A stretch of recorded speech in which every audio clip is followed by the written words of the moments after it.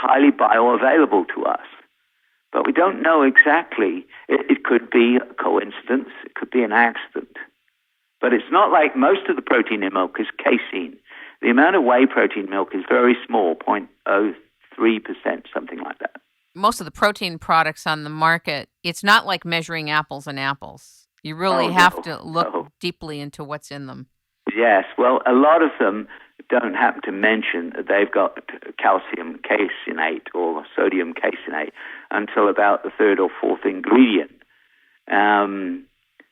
You would find, if you measure them, that they've got as much casein, which is the main protein milk, as they have whey. Because they're, in labeling, you're allowed to put things of similar amount in any order you want. So if there's 20% of whey in there, there'll be, then it says calcium caseinate, there's going to be 20% of calcium caseinate as well. What do you think of the food labeling laws now, as compared to when you started to publish? They are disastrous. They've got worse and worse. And I hope the next revision, which is just coming up, is going to do something about it because it's disastrous. The food labelers have made them into a way of fooling the public. Absolutely. Look at this high fructose corn syrup that's in almost all candy bars, potato chips, all these other types of products, and people think, quote, it's better. Isn't that shocking? Yes, it is. But it was called that high fructose because at the time when it was invented in the 1970s, fructose was thought to be good because it has a low glycemic index. Now we know that fructose is actually worse than glucose in terms of its effects on health. Have you ever heard of birch tree sugar? Yes, yes. It is said to have a totally different molecular structure, and the body receives it very differently than any other type of sugar. Have you heard that? I've heard it. I don't know much about it. I mean, there are various trees that give sugar. Obviously, the biggest one is maple sugar, best known, and it does have a different molecular structure too. But I can't really comment. I mean, I don't think that sugar in any processed form is good for the body because the body quickly absorbs it and then spikes insulin. And it's the spiking of insulin that gradually causes the metabolic syndrome. The metabolic syndrome now includes cardiovascular disease, senility, various forms of cancer, type 2 diabetes, and obesity. I was shocked to read the suggestion to drink coffee. Do you remember how we used to be told not to? Yes. Years ago? Explain that to the public. That was fascinating. The earlier studies were not that good on coffee. As a stimulant, it is a very, very good stimulant compared to most others. And it is, of course, the most popular drink in the world. I'm just writing a book now on the Power Program for runners, in which I have a whole chapter on coffee and how to use it. And there are a couple of problems with it, but more than 3 cups a day, it gets less and less beneficial. But up to 3 cups a day, there is very strong evidence that coffee prevents Parkinson's disease. I saw that. That was pretty amazing. My cousin died of Parkinson's disease. Got it like 30 years ago. She may have even been one of the first cases. Yes. Oh, gosh. Well, it's like Parkinson's and Alzheimer's are much the same, except they take different routes. One affects the dopamine system, one affects the acetylcholine system. But they're both very, very slow disease. They don't happen suddenly.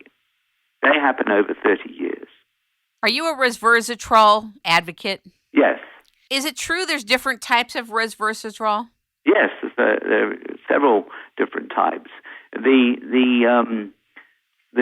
evidence that convinced me is the extension of life in certain animals by the use of resveratrol.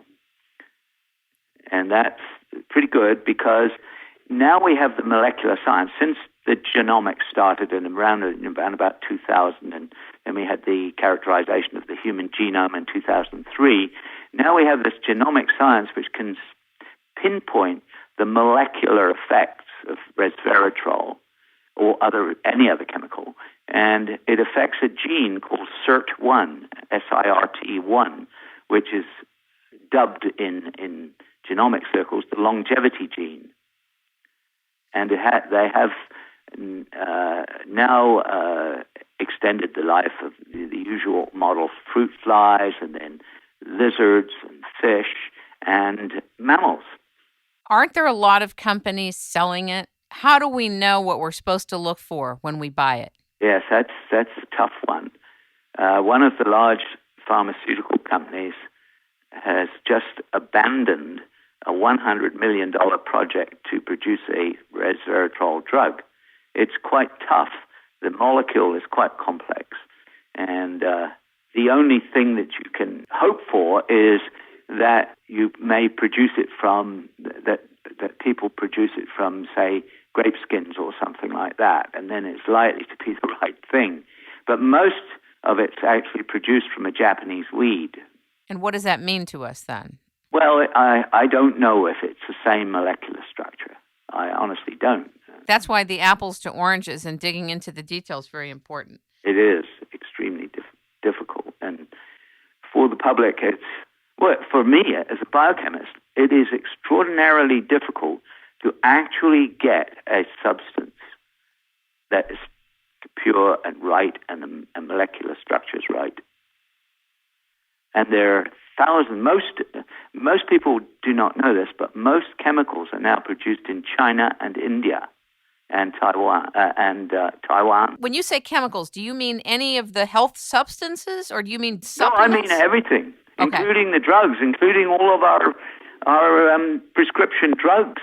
Most of them are produced in those countries. People don't know that.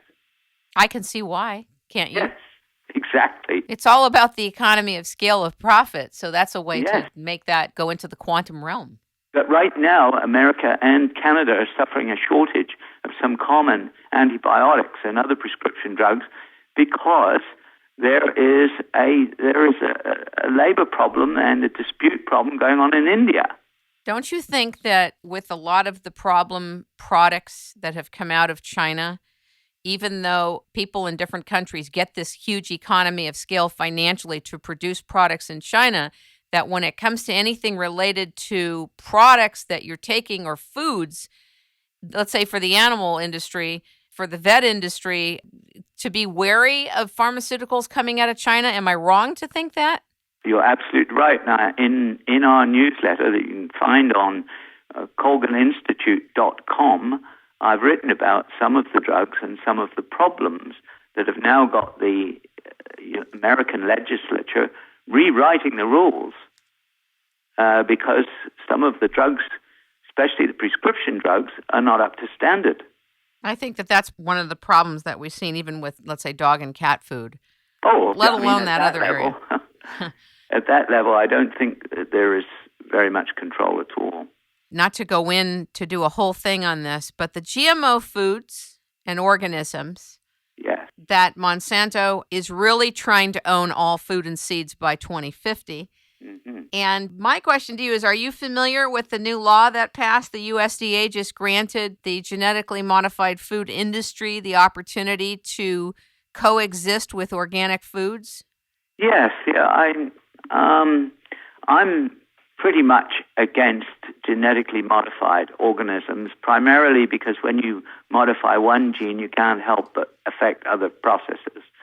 But I can't see the world being fed without genetically modified food, not even 20 years hence.